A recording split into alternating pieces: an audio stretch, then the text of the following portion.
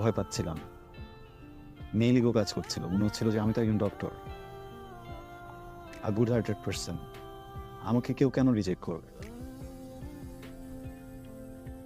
পরে একটা সলিউশন বের করলাম, সুন্দর সমাধান, যেখানে কেউ ছোট হবে না, যেখানে কেউ কাউকে রিজেক্ট করবে না।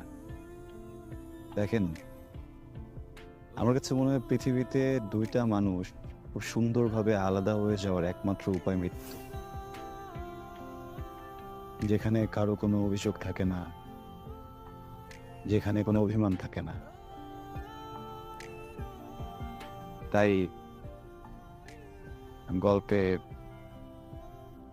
আরিনাকে সুন্দরভাবে বিদায় দিয়েছি। কিছু বুঝলাম কিছু বুঝলাম না, মানে মাথার উপর দিয়ে গেল।